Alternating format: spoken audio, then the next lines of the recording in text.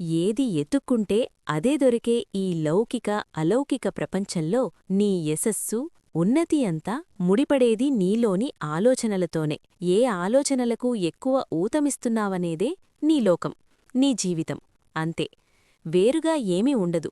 మన చేతిలో లేని చిన్ని బాల్యం, కొద్దికాలం చదువో పని అభ్యాసమో చేసి ఆకలి కడుపు నింపుకోటానికి మొదలుపెట్టే డబ్బు సంపాదన, ఏదో సాధించాలనే తాపత్రయం, రారమ్మని పిలిచే శారీరిక, భౌతిక సుఖాల లాలసలో, ఇంకొకరి సహచర్యంతో ముడిపడే ఓ చట్రం, సంసార బాధ్యతలలో మునక, మమేకం, వయస్సుడుగుతుండగా గుర్తొచ్చే ఆరోగ్యం, తప్పించుకోలేని రోగాలు రొచ్చులతో స్నేహం, పాత జ్ఞాపకాలను నెమరువేసుకుంటూ వద్దన్నా వచ్చే, అప్పుడు అలవడే ఏకాంత అభ్యాసం.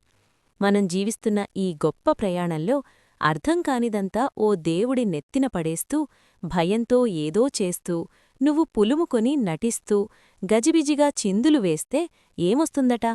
ఒరిగేదేమిటంట? ఈ విఘ్నత నీ బుర్రకెక్కినప్పుడు చివరికి చేసే ఏకాంత అభ్యాసము ముందుగానే మొదలుపెడితే, చేతులు కాలాక ఆకులు పట్టుకోకుండా అహంలేని ధర్మప్రోదితమైన జీవన మాధుర్యాన్ని, అసలైన ఉన్నతిని, యశస్సును నీదిగా చేసుకుంటావు. నీవు ఎవరో తెలిసి అతి దుర్లభమైన మానవ జన్మను సార్థకం చేసుకుంటావు. మనస్ఫూర్తిగా ప్రయత్నించి చూడు. పోయేదేమీ లేదని, ఎంత ప్రయాణిస్తే అంత వచ్చేదే తప్ప అని నీకే తెలుస్తుంది. నమోతస్స.